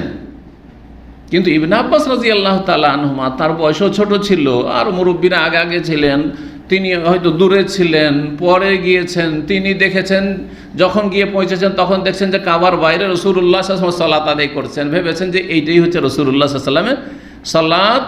তো কাবা থেকে তো বেরিয়ে চলে এসেছেন, সুতরাং ভিতরে সালাত পড়েননি। বোঝা গেছে? যে কোনো বর্ণনাকারী যে যতটা জানে ততটা না বর্ণনা করবে, তাহলে সমন্বয় এভাবে হয়ে গেল। যার কাছে অতিরিক্ত এলেম আছে তারটা নেওয়া যাবে না? যাবে না? নেওয়া যাবে। সুতরাং বলবো যে ইবনে ওমরের কাছে অতিরিক্ত জ্ঞান আছে, সুতরাং কাবার ভিতরে রাসূলুল্লাহ সালাত আদায় করেছেন, কাবার বাইরেও সালাত আদায় করেছেন। 31 নম্বর অধ্যায়, বাবু তাওয়াজ্জুহ নাহওয়াল কিবলাত। এই অধ্যায় হচ্ছে কাবা মুখী হওয়া বা কিবলামুখী হওয়া সম্পর্কে। হাইসু কানা, যেখানেই থাকে না কেন কেউ ব্যক্তি, যেখানেই থাকেন না কেন বা যেখানে কেউ থাকুক না কেন। আবু হুরায়রা রাদিয়াল্লাহু তাআলা বলেন, নবী সাল্লাল্লাহু আলাইহি ওয়াসাল্লাম বলেছেন, ইস্তাকবিলিল কিবলাতা, তুমি কিবলামুখী হও, কাব্বির, আর তারপরে তাকবীর পড়ো। তাহলে তাকবীরে তাহরিমা দেওয়ার আগে কি করতে হবে? কেবলামুখী হইতে হবে, এটি শর্ত। 399 নম্বর হাদিস, বারা বিন আযিব রাদিয়াল্লাহু তাআলা আনহু হতে বর্ণিত। তিনি বলছেন, কানা রাসূলুল্লাহ সাল্লাল্লাহু আলাইহি ওয়াসাল্লাম নাহওয়া বাইতুল মাকদিসে 16 শাহরান আও 17 শাহরান। রাসূলুল্লাহ সাল্লাল্লাহু আলাইহি ওয়াসাল্লাম বাইতুল মুকাদ্দাসকে সামনে করে সালাত আদায় করেছেন 16 মাস অথবা 17 মাস। 16 মাস অথবা 17 মাস। কেউ কেউ বলেছে এটা বর্ণনাকারীর সন্দেহ, 16 ছিল অথবা 17 ছিল, কিন্তু আসলে এটা নয়। আসল হচ্ছে মাসে মাসে 17 আর দিন থেকে দিন ধরলে 16। এই হিসাবটা আমাদের মা, খালা, দাদি, নানিরা করতেন। বলতেন যে চাঁদে চাঁদে 2 বছর হয়ে গেছে, আর যদি চাঁদে চাঁদে না ধরা হয় তো 1 মাস কম আছে। বলতো না? এই চাঁদের 5 দিন পেয়েছে আর ওই চাঁদের 5 দিন পেয়েছে, তো 5 দিন 10 দিন হইল, ঠিক না? বা 15 দিন পেয়েছে, 15 দিন পেয়েছে, ঠিক কি না? তো মাসে মাসে ধরলে তো 1 মাস বেশি হয়ে যায়, কিন্তু দিনে দিনে ধরলে 1 মাস কমে যায়, এটা হয়ে থাকে। তো ঠিক এই রকমটা আসলে হয়েছে। নবী করিম সাল্লাল্লাহু আলাইহি ওয়াসাল্লাম হিজরত করেছেন কোন মাসে? দেখি, আমার বুখারী পড়া থেকে আপনাদেরকে সিরাতেরও মাসলা জিজ্ঞেস করছি, ফিকহেরও মাসলা জিজ্ঞেস করছি, মানে সব কিছু আপনারা মাশাআল্লাহ। রবিউল আউয়াল মাসে, মাশাআল্লাহ। দেখেন, আমাদের যারা নিয়মিত ছাত্র অনেক কিছু জানছি, যে যতটা মনে রাখতে পারে, এটাই ফায়দা নিয়মিত ক্লাসে আসার। আর কিবলার পরিবর্তন কখন হয়েছে? কিবলার পরিবর্তন কখন হয়েছে?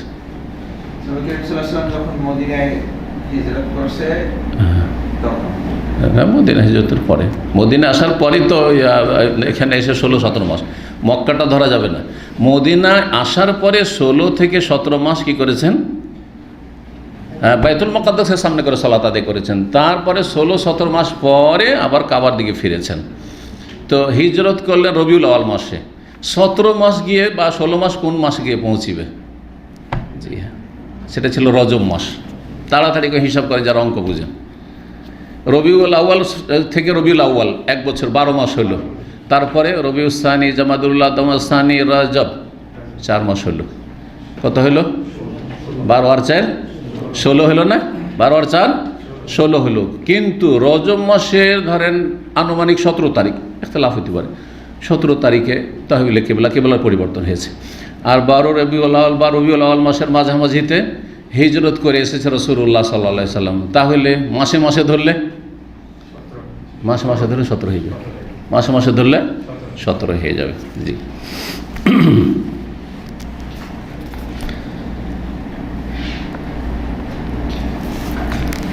বলছেন যে রাসূলুল্লাহ 16 বা 17 মাস কি করেছে? বাইতুল মুকাদ্দাসকে সামনে করে সালাত আদায় করেছেন। মক্কায় যখন থাকতেন তখন বাইতুল মুকাদ্দাস তার সাথে কাবা দুটোকে সামনে করে সালাত আদায় করতেন। মদিনা আসার পরে যেহেতু উত্তর দিকে চলে আসলেন, দুটোকে একসাথে করা সম্ভব নয়, তখন হুকুম হলো যে বাইতুল মুকাদ্দাসটাকে সামনে করে সালাত আদায় করো। যে ইবনে আব্বাস রাদিয়াল্লাহু তাআলা আনহুর ব্যাখ্যা এটি, যাতে করে বারবার করে কিবলার পরিবর্তন করা আবশ্যক না হয়ে পড়ে। ওয়াকানা রাসূলুল্লাহ সাল্লাল্লাহু আলাইহি ওয়াসাল্লাম ইউহিব্বু আন ইউআজ্জাহা ইলাল কাবা। রাসূলুল্লাহ পছন্দ করতেন যে কাবা মুখী যেন করে দেওয়া হয়, কাবার দিকে যেন মুখ ফেরার হুকুম হয়।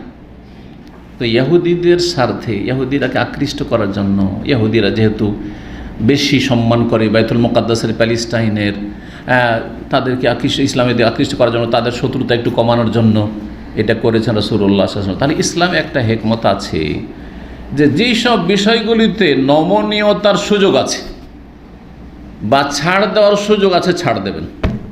ছাড় দেওয়ার সুযোগ আছে, ছাড় দেবেন। বেদাত করে ছাড় দেবেন না, বেদাতিকে উদাহরণ দিচ্ছি। কিন্তু কিছু সুন্নতকে আপাতত ছেড়ে দিয়ে ছাড় দেওয়া যেতে পারে। যেমন আপনি মিলাদ করে আপনি বেদাতিদের সাথ দেবেন না, বোঝা গেছে? শবে বরাতে হালুয়া রুটিতে সাথ দেবেন না, মাজারে সাথ দেবেন না, ঠিক আছে? বেদাতে নিয়াত পড়াই সাথ দেবেন না। কিন্তু আমিন জোরে বললে গায়ের জ্বালা, কারণ গোড়ামি খুব বেশি, রফেদান করলে জ্বলে উঠবে।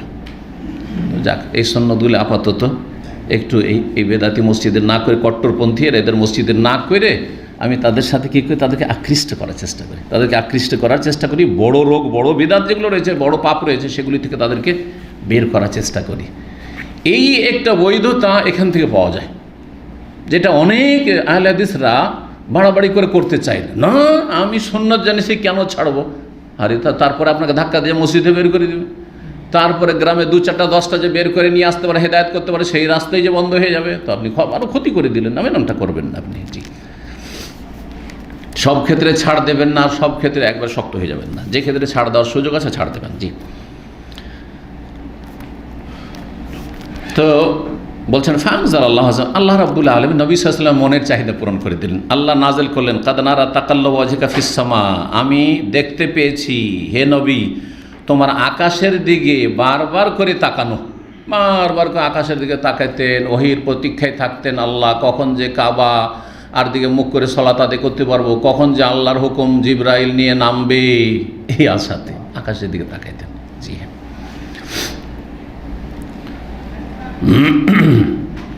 সূরা বাকারা 144 নম্বর আয়াত। ফাতাওয়াজ্জাহনা ওয়াল কাবা, কাবার দিকে ফিরে গেলেন রাসূলুল্লাহ সাল্লাল্লাহু আলাইহি ওয়াসাল্লাম, কাবার দিকে ফিরলেন। এই কিবলার পরিবর্তন কোন সালাতে হয়েছিল? কে বললো? আসর, জোহরে হয়েছিল। জোহরে হয়েছিল, সূক্ষ্ম হচ্ছে জোহরে হয়েছিল। বানু সালমার মসজিদে জোহরে হয়েছিল, মসজিদে যেটা কিবলাতেন। মসজিদ নববীতে আসরে হয়েছে, আর ফজর হয়েছে কোবায়। 3 রকম হাদিস যেখানে যেমনটা পাবেন সেখানে এভাবে ফিট করে দেবেন। দেখেন সমন্বয় করে দিলাম, 3 রকম হাদিসে সমন্বয় করে দিলাম। জি, তো খবর পৌঁছেনি, তাহলে বোঝা গেল যে এমন এমার্জেন্সি ছিল না যে গোটা মদিনাতে যতগুলো মসজিদ আছে সবগুলো তাড়াতাড়ি যাও আর জোহরে দৌড়িয়ে দাও, ঘোড়া দৌড়িয়ে দাও আর গিয়ে খবর দিয়ে আসো। না, নবী সাল্লাল্লাহু আলাইহি ওয়াসাল্লাম ওই দিন জোহর পড়েছিলেন কিবলাতেন মসজিদে, তো ওখানে পরিবর্তন হুকুম চলে এসেছিলো। আর আসরে এসে পড়লেন যখন মসজিদ নববীতে, তখন তিনি যে কেবলা পরিবর্তন হয়ে গেছে, জোহরে তোমাদের কাছে খবর হয়নি, এখন কেবলা পরিবর্তন করলাম। আর তারপরে কোবার লোকের কাছে খবরই পৌঁছেনি। আজকাল কোবা কত দূরে? 2 কিলোমিটারও না। হ্যাঁ, আমরা হেঁটে গেছি, 20 মিনিট 22 মিনিট লাগে, এরকম লাগে। আমরা হেঁটে হেঁটে বেশি যেতাম মদিনায় থাকাকালীন মসজিদ নববী থেকে। তো সেখানে ফজরের সালাতে মাগরিবে পৌঁছেনি, এশাতে পৌঁছেনি, খবর ফজরে পৌঁছেছে। জি, ওয়াকাল সুফাহ, যখন এই কেবলার পরিবর্তন হয়ে গেল, তখন মানুষের মাঝে যারা বোকা টাইপের লোক, নির্বোধ লোক, আর এর নির্বোধ হচ্ছে অহমুল ইহুদিরা অবুজ বোকা লোক, তারা কি বলেছিল? মা ওয়াল্লাহুম আন কিবলাতিহিম আল্লাতী কানু আলাইহা, মুসলিমদেরকে তাদের কিবলা থেকে যে ফিরিয়ে দিয়েছে, এটা কিসে ফিরিয়েছে? কেন তারা ফিরল? এই কয়দিন বাইতুল মুকাদ্দাস সামনে করে পড়লো, আবার ওইদিকে ফিরে গেল। জি, কুল, হে নবী বলে দাও, লিল্লাহিল মাশরিক ওয়াল মাগরিব, পূর্ব পশ্চিম আল্লাহ, আল্লাহ যখন ইচ্ছা যেদিকে ইচ্ছা হুকুম দিতে পারেন। জি, ইয়াহদি মান ইয়াশাউ ইলা সিরাতিন মুস্তাকিম, যাকে আল্লাহ চান সরল পথের দিক নির্দেশনা হেদায়েত দিয়ে থাকেন। সূরা বাকারা 142 নম্বর আয়াত। ফাসাল্লামা নবী রাজুলুন, নবী সাল্লাল্লাহু সাথে একটি লোক নামাজ পড়লো। সুম্মা খারাজা, তারপরে বেরিয়ে গেল। বাদামা সাল্লাহ, সালাত আদায় করার পরে। ফামাররা আলা কওমিন মিনাল আনসার, আনসারীদের একদল মুসল্লিদের পাশ দিয়ে অতিক্রম করলেন। ফি সালাতিল আসরের সালাতে, নাহওয়া বাইতুল মাকদাস, তারা বাইতুল মুকাদ্দাসে মুখ করে, বাইতুল মুকাদ্দাসের দিকে মুখ করেই আসরের সালাত আদায় করেছে। আর এক মসজিদে এই লোক গিয়েছে। ফাকালা, তখন গিয়ে সাক্ষী দিচ্ছেন, হুয়া ইয়াশহাদু, সাক্ষী দিচ্ছেন, আন্নাহু সাল্লামা রাসূলুল্লাহ, তিনি রাসূলুল্লাহ সালাত আদায় করেছেন। ওয়া আন্নাহু তাওয়াজ্জাহা নাহওয়াল কাবাতে, কাবার দিকে রাসূলুল্লাহ সাল্লাল্লাহু আলাইহি ওয়াসাল্লাম ফিরে গেছেন। তোমাদের কাছে খবর নেই, তোমরাও ফিরে যাও। ফাতাহাররাফাল কওম, তখন সেখানকার জনগণরা ফিরে গেল। হাত্তা তাওয়াজ্জাহু নাহওয়াল কাবা, কাবার দিকে ঘুরে গিয়ে কাবার দিকে সাথে সাথে ফিরে গেল। তাহলে সালাতের অবস্থায় যখনই হুকুম হয়েছে তখনই ফিরে গেছেন সাহাবাই। এমনকি নবী সাল্লাল্লাহু আলাইহি ওয়াসাল্লামের প্রথম যে জোহরের সালাতে কিবলাতেন মসজিদে কিবলার পরিবর্তনের হুকুম হয়েছে, কখন নাযিল হয়েছে? সালাতের আগে না সালাতের ভিতরে? হাদিসের সে অহম রুকু অবস্থায় ছিলেন, রুকু অবস্থায় ওহী নাযিল হয়ে গেছে। তখনই সাথে সাথে ঘুরে গেছেন, নবী সাল্লাল্লাহু ঘুরে গেছেন, আর তারপরে মুক্তাদিরাও ওইভাবে ঘুরে যান। নবী সাল্লাল্লাহু ঘুরে গেলেন, সুতরাং আমরাও ঘুরে যাই। এই কথা বললেন না যে নবী সাল্লাল্লাহু ফিরলেন, কোনো কারণ হইতে পারে, আমরা ফিরবো না। না, নবী ফিরে গেছেন, যেমন করে নবী নামাজ পড়ছেন সাল্লাল্লাহু আলাইহি ওয়াসাল্লাম, তেমন আমরা পড়ব সাথে সাথে। জি, 400 নম্বর হাদিস। জাবের বিন আব্দুল্লাহ রাদিয়াল্লাহু তাআলা আনহু হতে বর্ণিত, তিনি বলছেন, কানা রাসূলুল্লাহ ইউসাল্লি আলা রাহিলাতিহি, রাসূলুল্লাহ সাল্লাল্লাহু আলাইহি ওয়াসাল্লাম বাহনের উপর সালাত আদায় করতেন। হাইসু তাওয়াজ্জাহাত, যেদিকে ফিরে যাক না কেন, যেদিকেই ফিরে যাক না কেন। শুরুতে বলেছিলাম কিন্তু এটা কখন? সুন্নাত, নফল, ফরজে নয়। যখন বাহন নিজের আয়ত্তাধীন থাকবে, আপনার নিজের প্রাইভেট কার, অথবা আপনি গাড়ি থামাতে পারবেন, গাড়ির আপনি সুপারভাইজার, আপনি বাস ড্রাইভারকে বলতে পারবেন যে ভাই থামাও, বা মুসলিম দেশে আছেন, আপনার বলার অধিকার আছে। সৌদি আরবে আলহামদুলিল্লাহ দেখেন বাংলাদেশে মুসলিম দেশে আছেন, আপনি যদি পারেন বলতে আর আপনার কথা শোনে ড্রাইভার, মুসলিম ড্রাইভার, তাহলে ভালো কথা, থামিয়ে দিতে পারেন, ভালো। ফরজ সালাতে ফাইজা আরাদ আল ফারিজা, যখন ফরজ সালাতের ইচ্ছুক হতেন, নাজালা নেমে যেতেন, তাহলে বোঝার ফরজ সালাত বাহনের উপরে ওরে থামাইতে পারলে চলবে না এইভাবে। ফাস্তাকবাল কিবলা, আর কিবলামুখী হয়ে সালাত আদায় করতেন। এখন ভূমিকাতে যতগুলি কথা বলেছিলাম ফিট করেন। ফরজ সালাতের জন্য কিবলা একেবারে শর্ত ফরজ, বাকি কথা হলো সুন্নত নফলে যদি কিবলা পারেন তো ভালো, আর যদি না পারেন তো শুরুখানে কিবলামুখী হয়ে চেষ্টা করবেন, তারপরে যেদিকে যাক না কেন। 401 নম্বর হাদিস, আব্দুল্লাহ বিন মাসউদ রাদিয়াল্লাহু তাআলা বর্ণনা করছেন, সাল্লাল্লাহু নবী সাল্লাল্লাহু সালাত আদায় করলেন। কালা ইব্রাহিম বলছেন, লা আদরি জাদা আও নাকাস, জানি না যে একটু বেশি করে দিয়েছিলেন সালাতে সহ করে, না হয় কম করে দিয়েছেন। ফালাম্মা সাল্লামা, যখন সালাম ফিরলেন, কিলা লাহু, তখন বলা হইল নবী সাল্লাল্লাহু আলাইহি সাল্লামকে যে ইয়া রাসূলুল্লাহ, হে আল্লাহ রাসূল, আহাদাস ফি সলাতে শাই, সলাতে কি কোনো কিছু হয়ে গেছে নাকি, সলাতে কোনো কিছু ঘটনা ঘটেছে নাকি, আপনি কমিয়ে দিলেন অথবা বেশি করে দিলেন। ফালাম সাল্লাহ, হ্যাঁ, তো বললেন যে ওমাজাকা, কি হয়েছে, কিছু তো হয়নি। নবী সাল্লাল্লাহু আলাইহি সাল্লাম যে ভুলে গেছিলেন সলাতে সহ করেছেন, ওইটাও মনে নাই, মনে থাকলে কার সহ করে ইচ্ছা করে, কি হয়েছে, কালু সাল্লাইতে কাজা কাজা, এত রাকাত পড়লেন। একবার ভুলে গেছেন নবী সাল্লাল্লাহু আলাইহি ওয়াসাল্লাম, 5 রাকাত পড়িয়ে দিয়েছেন 4 রাকাত থেকে, আর একবার 2 রাকাতে সালাম ফিরিয়ে দিয়েছিলেন। তো একাধিকবার এরকম ঘটনা ঘটেছে।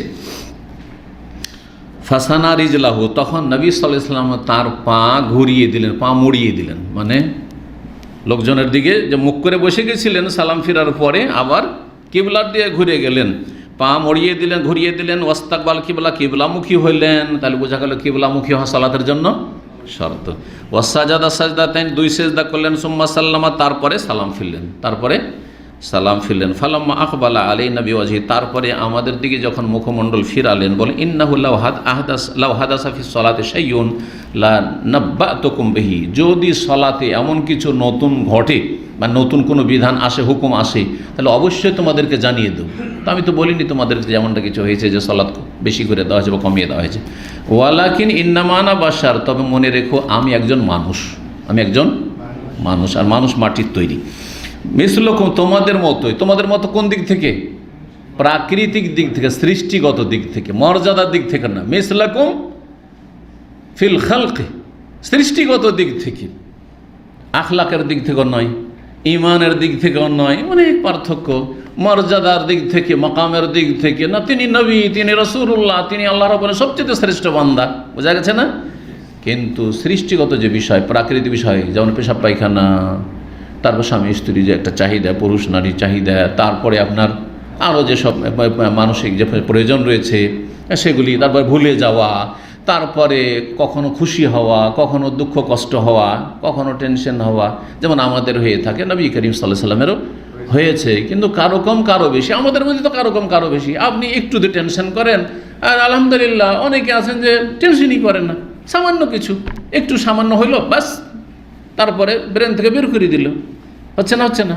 জি, তো নবী সাল্লাল্লাহু আলাইহি সাল্লাম বলছেন যে আমি তোমাদের মতো মানুষ, আনসা কামা তানসাউন, সুতরাং তোমরা যেমন ভুলে যাও আমিও ভুলে যাই।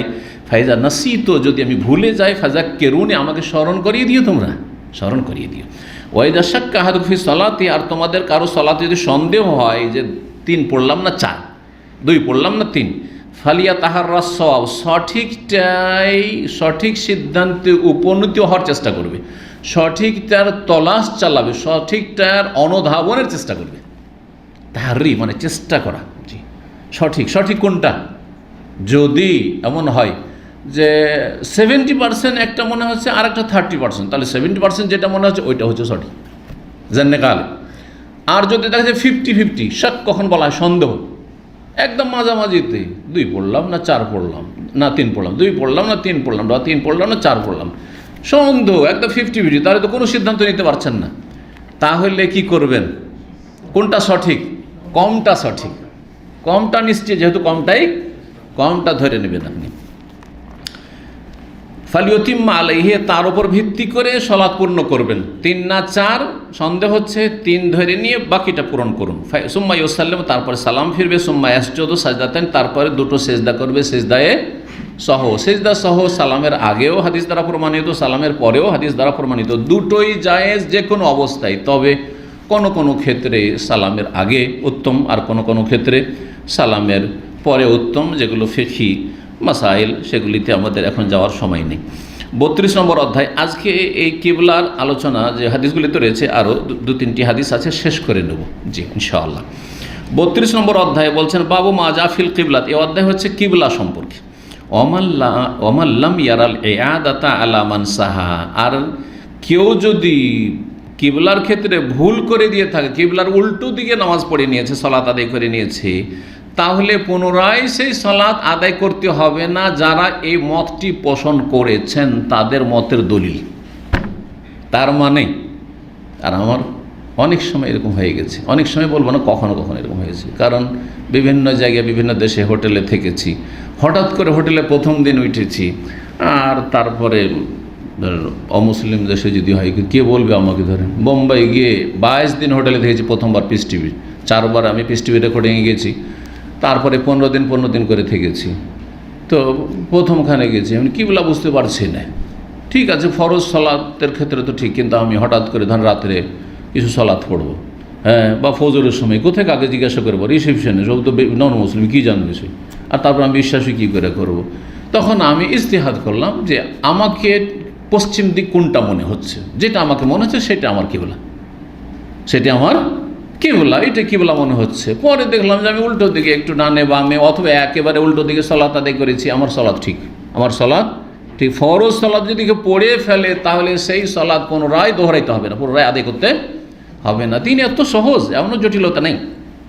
তাহলে কিবলার বিষয়টিতে যদি কেউ অনিচ্ছাকৃত ভুল করে, কোনো অসুবিধা, যখন জানতে পারবে, কেউ যদি বলে দেয় আপনাকে, এই আপনি যে নামাজ পড়ছেন একটু এদিক সেদিক উল্টো দিকে পড়ছেন কেন, আপনি এদিকে হয়ে যান, সাথে সাথে ফিরে যাবেন, কিন্তু তখন জরুরি, তখন আর সালাত হবে না। তো বলছেন যে কেউ যদি ভুল করে কি করে, উল্টো দিকে সালাত পড়ে আর কিবলা ছাড়া, তাহলে তার জন্য পুনরায় আদায় করা লাগবে না। ফাসাল্লাহ এলাকায়, কারণ সে কিবলা ছাড়া অন্যদিকে সালাত আদায় করে নিয়েছিল। দলিল 3টি হাদিস নিয়ে আসা হয়েছে, 3টি হাদিস নিয়ে আসা হয়েছে, আর এর মাধ্যমে আজকে শেষ হবে। বলছেন ওয়াকাত সাল্লামান নবী সাল্লামের ফি রাকাতাই জোহরে, জোহরের 2 রাকাত সালাতে নবী সালাম ফিরে দিয়েছিলেন, জোহরের 2 রাকাত পড়েই সালাম ফিরে দিয়েছিলেন। ও আকবাল আলা নাসি বিওয়াজহি, আর তারপরে জনগণের দিকে, মুসল্লিদের দিকে মুখমণ্ডল ফিরিয়ে বসে গেছিলেন, মানে কিবলার থেকে উল্টো দিকে ফিরে বসে গেছেন। সুম্মা আতাম্মা মা বাকিয়া, তারপরে পূর্ণ করেছিলেন অবশিষ্ট সালাত। যখন তাকে বলে ইয়া রাসূলুল্লাহ, তো কম হয়ে গেছে 2 রাকাতে, জুলিয়া দেন, ওই যে হাত লম্বা লম্বা মানুষ, তিনি খিরবাক, তিনি বলছি ইয়া রাসূলুল্লাহ কুসরাতি সালাতাম নাসিতা, ইয়া রাসূলুল্লাহ কি কসর হয়ে গেল নাকি জোহরে, বাড়িতে থেকেও কসর করতে পারবো নাকি আপনি ভুলে গেছেন? নবী সাল্লাল্লাহু আলাইহি ওয়াসাল্লাম, ভুলিও নিয়ে কসর হয়, বুঝে না, অবশ্যই বালা নাসিতা, ভুলে গেছেন। তো নবী সাল্লাল্লাহু আলাইহি ওয়াসাল্লাম কনফার্ম হলেন, তারপরে আবার কিবলামুখী হলেন, আর তারপরে সালাত আদায় করলেন। সালাতটা আগেরটা তো বাতিল করেননি, যে মাঝখানে তো ঘুরে বসে গেছে, কিবলা দিকে উল্টা, কিবলা থেকে উল্টো হয়ে যায়নি, কিন্তু আগেরটাকে ক্যান্সেল করা হলো না। তাহলে বোঝা গেল যে আগের যে সালাতগুলি হয়ে গেছে সেটা পূর্ণ সালাত হোক অথবা অপূর্ণ হোক, কিবলা থেকে উল্টো দিকে, সেটা আল্লাহর কাছে কবুল হয়ে গেছে, কবুল হয়ে গেছে। 402 নম্বর হাদিস, আনাস রাদিয়াল্লাহু তাআলা বর্ণনা করেছেন, কালা উমর রাদিয়াল্লাহু তাআলা বলছেন, ওয়াফাকতু রাব্বি ফি সালাস, আমি 3টি বিষয়ে আল্লাহ রাব্বুল আলামিনের নাযিলকৃত বিধানের অনুকূলে কথা বলেছি। মানে আমি যেমনটা আগে থেকে বলেছি ওই রকমই আল্লাহর বিধান কোরআন নাযিল হয়েছে। 3টি ক্ষেত্রে বলেছেন, কিন্তু বিভিন্ন হাদিস তলাশ করে দেখা যায় যে 3টি নয়, বেশ কিছু ক্ষেত্রে, আরও বেশ কিছু ক্ষেত্রে ওমর রাদিয়াল্লাহু তাআলা যেই মতটি পোষণ করেছেন সেই মতের পক্ষে, যেই পরামর্শ দেয় সেই পরামর্শের পক্ষে কোরআনের আয়াত নাযিল হয়েছে।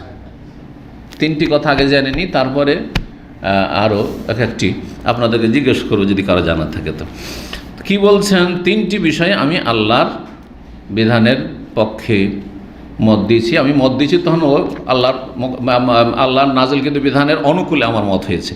কুলতু ইয়া রাসূলুল্লাহ, আমি একবার বললাম, হে আল্লাহর রাসূল, লাউ ইত্তাখাযনা মিন মাকাম ইব্রাহিম মুসাল্লা, যদি মাকামে ইব্রাহিম আমরা সালাতে স্থান গ্রহণ করি, যে ওইখানে দাঁড়িয়ে আপনি সালাত আদায় করবেন, তো এটা ভালো না? এই কথাটা বলেছিলেন। তখন আয়াত নাযিল হয়নি, ফানাজালাত, আয়াত নাযিল হয়ে গেল, সূরা বাকারা আয়াত 125, ওয়াত্তাখিযু মিন মাকাম ইব্রাহিমা মুসাল্লা, মাকাম ইব্রাহিম তোমরা মুসাল্লা গ্রহণ করো। দ্বিতীয় আয়াত হচ্ছে হেজাব, পর্দার আয়াত। পর্দার আয়াত বিধান নাযিল হয়েছে 6ষ্ঠ হিজরিতে, নবী সাল্লাল্লাহু আলাইহি ওয়াসাল্লাম হিজরতের 5 বছর পরে 6ষ্ঠ হিজরিতে। এতদিন পর্যন্ত মদিনায় এসে মদিনায় উম্মাহাতুল মুমিনিন সাহাবিয়া তারা চেহারা খুলে চলাফেরা করতেন, মাথায় কাপড় রাখতেন, শালীনতার সাথে থাকতেন। কিন্তু যারা আজকাল দেখছেন যে মাথায় কাপড় রাখছে, গায়ে হাতে ঠিকই ঢাকা আছে, কিন্তু চেহারা খুলে চলাফেরা করছে, এই চেহারাটা ঢাকতেন না। যার ফলে অনেক সাহাবা কেরাম বিভিন্ন রিওয়ায়াতে বলেছেন যে হেজাব নাজেল হওয়ার আগে তাকে আমি দেখেছিলাম, বা হেজাব সাহাবিয়া বলছেন, আয়েশা রাদিয়াল্লাহু তাআলা যেমন বলছেন সে ইফকের মিথ্যাবাদের হাদিসে, যে সাফওয়ান বিন মুআত্তাল আমাকে পর্দার হুকুম নাজেল হওয়ার আগে দেখেছিল, যার ফলে চিনে গেছিল যে এটা হচ্ছে আয়েশা। তাহলে বোঝা গেল যে নবী সাল্লাল্লাহু আলাইহি ওয়াসাল্লাম বিবিগণও চেহারা খুলে চলাফেরা করতেন। কখন? যখন চেহারা ঢাকা ফরজ হয়নি। কিন্তু আয়াত নাজেল হওয়ার পরে সঠিক মত হচ্ছে চেহারা ঢাকা ফরজ, সুন্নাত মুস্তাহাব নয়। যদিও কিছু ভালো আলেমরাও চেহারা ঢাকাকে মুস্তাহাব বলেছেন, কিন্তু তাদের মতটি দুর্বল। জি, আসল হেজাব হচ্ছে চেহারার হেজাব, আসল ফিতনা হচ্ছে কিসে? চেহারায়। যারা বিয়ে করতে যান, পাত্রী দেখতে চান, আসল কি দেখেন? চেহারা। আসল তো চেহারা। দুটা চোখ কোথায় রয়েছে? চেহারায়। এই যে প্রেমে লিপ্ত হয় আগে কিসের কারণে? চোখে চোখ মিলার কারণে। যদি চোখে চোখ মিলিয়ে কোনোদিন কথা না বলে, জীবনে কোনোদিন এই ফিতনায় পড়বে না, নর নারীর ফিতনায় পড়বে না। চার চোখ একসাথে হয়েছে, আর তারপরে তখন ভালো লেগেছে, তারপরে মুচকি হাসি দিয়েছে, সেটাও চেহারা দিয়ে, আর তারপরে তখন কথাবার্তা শুরু হয়েছে, আর তারপরে কত ফিতনায় লিপ্ত হয়েছে। বোঝা গেছে না? সুতরাং চেহারার ব্যাপারে কোনো রকমের ছাড় নেই। বড় বড় সহিহ আকীদার দু একটা আলেমও যদি এরকম বলে থাকে, তারপরে মতটি দুর্বল। এমনকি সেই আলেমের পরিবারেরও চেহারা ঢাকত, এটা মনে রাখবেন। কিন্তু মুস্তাহাব বলেছেন, তাদের ইজতিহাদে ওইটাই যে দলিলগুলিকে মুস্তাহাব বলেছেন কিছু সংশয়ের কারণে। কিন্তু হয় হাদিসগুলি জয়ীফ, যেগুলি তারা দলিল হিসেবে পেশ করেছেন, আর না হলে সেগুলি হেজাব নাজেল হওয়ার আগের বিধান ছিল। জি, পর্দার ক্ষেত্রে ওমর বলতেন যে ইয়া রাসূলুল্লাহ, আপনার বিবিদেরকে ফাজের ফাঁসে ভালো মন্দ সবাই দেখবে, এটা কেমন কথা হলো? না, এটা চলবে না। আমাদের বিবিরা আছে, আপনার বিবিরা আছে, না চেহারা ঢাকার হুকুম দেন। কিন্তু আয়াত নাজেল হয়নি, আল্লাহর কোন শক্ত হুকুম আসেনি, কেমন করে নবী নিজের পক্ষ থেকে বলবেন? বলছেন না। আয়াত নাজেল হয়ে গেল, বলছেন যে আয়াতুল হিজাব, পর্দার আয়াত। কুলতু ইয়া রাসূলুল্লাহ, আমি বলেছিলাম, লাউ আমার তা নিসা আকা, আপনি যদি আপনার বিবিদেরকে কমপক্ষে বলেন আইয়াহাতে যেমন না, যে তারা চেহারার পর্দা করুক, তারা চেহারার পর্দা করুক, আর আপনার বিবিরাকে দেখে তখন অন্য অন্য মহিলারা সাহাবিয়ারাও পর্দা করা শুরু করে চেহারান। ফাইন্নাহুন্না ইউকাল্লিমুহুন্নাল বাররু ওয়াল ফাজর, তাদের সাথে ভালো মন্দ সব লোকেরাই কথা বলছে, সবাই তো আর এক রকমের লোক নয়। ফানাজালাত আয়াতুল হিজাব, তখন হিজাবের আয়াত নাযিল হয়ে গেল, দ্বিতীয় হুকুম। ওয়াজতামা, আর একবার হয়েছিল কি, নবী সাল্লাল্লাহু আলাইহি ওয়াসাল্লামের বিবিগণ কত আর ক্ষুধার্ত থাকবো, কত আর্থিক কষ্টে থাকবো, আর অনেক ধন সম্পদ আসছে, নবী সাল্লাল্লাহু আলাইহি ওয়াসাল্লাম অন্য সাহাবীদেরকে দিয়ে দিচ্ছেন, সবাইকে দিয়ে দিচ্ছেন, আমাদেরকে দেন না। মাসকে মাস চলে যাচ্ছে, বাড়িতে চুলা জ্বালাবার ব্যবস্থা হয় না, এই কষ্ট আর কতদিন করব? তো একটু তারা শক্তভাবে পীড়াপিড়ি করেছেন, আমাদের ভরণ পোষণ দিয়ে দেন, গোটা বছরের খরচ খরচা আমাদেরকে দিয়ে দেন। তো তাতে নবী সাল্লাল্লাহু আলাইহি ওয়াসাল্লাম একটু মনক্ষুণ্ণ হয়ে এক মাসের জন্য ইলা করেছিলেন, কয়েক সপ্তাহ, কিন্তু ইলার এক মাস তাদের কাছে যাব না, এই যে করেছিলেন। তো সেই সময় বলছেন ওই সম্পর্কে সংক্ষেপে, ওয়াজতামা নিসাউন নবী সাল্লাল্লাহু আলাইহি ওয়াসাল্লাম, বিবিগণ একত্রিত হলেন ফিল গায়রাতে আলাইহি, নবী সাল্লাল্লাহু আলাইহি সাল্লামের বিষয়ে গায়রাতের ক্ষেত্রে, মানে আত্মমর্যাদা বোধের ক্ষেত্রে, সেটা যে কোনো বিষয় হতে পারে, তার মধ্যে একটা হচ্ছে ভরণ পোষণের বিষয়টি, আর আরেকটা হচ্ছে যে সতীনে আপোষে স্বাভাবিক একটু থাকবে, হ্যাঁ, একটু জি অ্যালার্জি, এটা হইতে পারে। ফাকুলতু লাহুন্না, তখন আমি বলেছিলাম নবী সাল্লাল্লাহু আলাইহি ওয়াসাল্লামের বিবিগণকে, আসা রব্বহু আন ইন তাল্লাকা কুন্না আইয়ুবদিলাহু আজওয়াজান খায়রাম মিন কুন্না, যেই কথাটি বলেছিলেন ওমর রাদিয়াল্লাহু তাআলা, ওইভাবে সূরা তাহরিম আল্লাহ আয়াতই নাযিল করে দিয়েছেন। কি বলেছিলেন? যে দেখো তোমরা নবী সাল্লাল্লাহু আলাইহি ওয়াসাল্লামের সাথে বাড়াবাড়ি করছো, একটু কেন তোমরা একটু শক্ত আচরণ করছো, এটা চাই তো সেটা চাই, আমরা খরচ চাই তো ভরণ চাই, ভষণ চাই, হ্যাঁ, কেন এটা করছো? ইন তাল্লাকা কুন্না, তোমাদেরকে যদি তিনি তালাক দিয়ে দেন, তালাক দেওয়ার অধিকার আছে স্বামীর, তালাক দিয়ে দেন, তাহলে তিনি ক্ষতিগ্রস্ত হবেন না, তোমরা ক্ষতিগ্রস্ত হবে। আইয়ুবদিলাহু আজওয়াজান খায়রাম মিন কুন্না, তোমাদের চাইতে ভালো বিবি আল্লাহ রাব্বুল আলামিন তোমাদের বিকল্প হিসাবে দিয়ে দিবেন। ঠিক সেম আয়াত সূরা তাহরিমের আয়াত নম্বর 5, ফানাজালাত হাযিহিল আয়াত নাযিল হয়ে গিয়েছিল। আগের হাদিসে আন হুমায়দ আন আনাস আছে, আন আনা সনদের সম্পর্ক বলছেন সামেত আনাস। এখানে হুমায়দ স্পষ্ট করেছেন যে আমি আনাস রাদিয়াল্লাহু তাআলা আনহু থেকে শুনেছি। 403 নম্বর হাদিস। আর এই তারপরে আরেকটি হাদিস আব্দুল্লাহ বিন দিনার বলছেন আব্দুল্লাহ বিন উমর থেকে, বাইনান নাস বিকুবাইন, লোকেরা কোবা মসজিদে ছিল, ফি সালাতে সুবহে, ফজরের সালাতে। এবার পেলেন যে মসজিদে কোবাতে প্রথম কেবলার পরিবর্তন হয়েছে। ইজ জাহুম আতিন, হঠাৎ করে তাদের কাছে একজন আগন্তুক ব্যক্তি আসলো, বাইরে থেকে একজন লোক আসলো অন্য জায়গা থেকে। তার কাছে কিন্তু খবর আছে যে কিবলার পরিবর্তন মসজিদ নববীতে হয়ে গেছে, কিবলাতেন মসজিদে হয়ে গেছে। ফাকাল, এসে বল, ইন্না রাসূলুল্লাহ কাদ উনজিলা আলাইহি লাইলাতা কুরআনুন, রাসূলুল্লাহ সাল্লাল্লাহু আলাইহি ওয়াসাল্লামের কাছে আজকে রাতে কোরআন নাযিল হয়েছে। হয়তো তিনি রাত্রে খবরটা জেনেছিলেন, হতে পারে আসরে জানেননি, সে বলছেন রাত্রে কোরআন নাযিল হয়েছে, কিন্তু আসলে জোহরে নাযিল হয়েছে। ওয়াকদ উমিরা আন ইয়াস্তাকবিরাল কাবা, আর তাকে নির্দেশ দেওয়া হয়েছে যে কাবার দিকে যেন ফিরে যান। ফাস্তাকবালুহা, তখন কোবা মসজিদের মুসল্লিরা সবাই কিবলামুখী হয়ে গেল। ওয়াকানাত ওজুহুম ইলা শাম, সেই সময় তাদের মুখমণ্ডল ছিল, চেহারা ছিল শাম দেশের দিকে, মানে প্যালেস্টাইন বাইতুল মুকাদ্দাসের দিকে। ফাস্তাদারু ইলাল কাবা, তখন তারা কি করলেন, কাবার দিকে ফিরে গেলেন, কাবার দিকে ফিরে গেলেন। তো কিবলার পরিবর্তনের কথা দেখা গেল। আচ্ছা, এখানে হাদিসের অধ্যায়ের সাথে কি মিল আছে? অধ্যায় কি রয়েছে? কিবলা সম্পর্কে। আর কেউ যদি কিবলার উল্টো দিকে সালাত আদায় করে নেয় ভুলবশত, তাহলে সেই সালাতটা পুনরায় আদায় করতে হবে না, মানে কবুল হয়ে যাবে। তো হাদিস দ্বারা প্রমাণিত হইল কি হইল না? প্রথম হাদিসে রয়েছে যে মাকামে ইব্রাহিমে সালাতের জায়গা গ্রহণ করো, এটা বেশি অস্পষ্ট, ইমাম বুখারীর সূক্ষ্ম, সেজন্য এটা বলে দিই যে মাকামে ইব্রাহিমে দাঁড়িয়ে সালাত আদায় করা মানে কিবলামুখী হয়ে সালাত আদায় করা। তো এইভাবে মিল রয়েছে অধ্যায়ের সাথে। আর দ্বিতীয় হাদিসে রয়েছে যে সাহাবীরা কিন্তু কোবা মসজিদে কিবলার উল্টো দিকে, কিবলা তো কাবা হয়ে গেছে গতকালকে থেকে, আর ফজরের সালাতে কিবলার উল্টো দিকে বাইতুল মুকাদ্দাসকে সামনে করে সালাত আদায় করেছেন কিছুটা অংশ। আর তারপরে খবর পৌঁছিল, তখন তারা কি করলেন, কাবার দিকে ফিরে গেলেন। কিন্তু আগে যে সালাতটা হয়ে গেছিল সেটাকে কি দোহরাইলেন আবার? না, করলেন না। তাহলে বোঝা গেল যে কেউ যদি ভুলবশত কিবলার উল্টো দিকে পুরো নামাজ পড়ে ফেলে, আর নামাজ শেষ হয়ে গেছে, তাহলে তার নামাজ হয়ে গেছে। 404 নম্বর হাদিস, আর এই দিয়ে শেষ ইনশাআল্লাহ। আলকামা আব্দুল্লাহ বিন মাসউদ থেকে বর্ণনা করছেন রাদিয়াল্লাহু আনহুম, কালা সাল্লাল্লাহু আলাইহি ওয়াসাল্লাম যোহরা খামসান, নবী সাল্লাল্লাহু আলাইহি ওয়াসাল্লাম একবার যোহরের সালাত 5 রাকাত পড়িয়ে দিয়েছেন, 5 রাকাত পড়িয়ে দিয়েছেন। জি, কেউ যদি আজকাল পড়িয়ে দেয় তো ওর উপরে মানুষ গড় করা শুরু করে দেয়, গরম হয়ে যায়। জি হ্যাঁ, আল্লাহ হেদায়েত করে সব জাহেল সমাজকে, মানুষ মাত্র ভুল হইতে পারে। জি, ফাকালু, তখন সাহাবীরা বললেন, আজিদা ফিস সালাহ, হে আল্লাহ রসুল, সালাত থেকে বেশি করে দেওয়া হইল নাকি? হতে পারে ওহী নাযিল হচ্ছে, বেশি করে দেওয়া হইল নাকি? কাল ওমা যাকা, কি হয়েছে, কি ব্যাপার? কালু সাল্লাইতা খামসান, আপনি যে 5 রাকাত পড়লেন। হাসানা রিজলাইহি, তখন 2 পা ঘুরিয়ে দিলেন। তাহলে তখন কিবলার দিক থেকে উল্টো দিকে অলরেডি হয়েই গিয়েছিলেন, আর তারপর সালাম ফেরার পরে, আর তারপরে 2 পা ঘুরিয়ে কিবলামুখী হয়ে গেলেন। ওয়াসাজাদা সাজদাতাইনি, 2 সেজদা করলেন আর সালাম করলেন। কি বোঝা গেল? 2 সেজদা করলেন। এই দুটো সেজদা কিসের?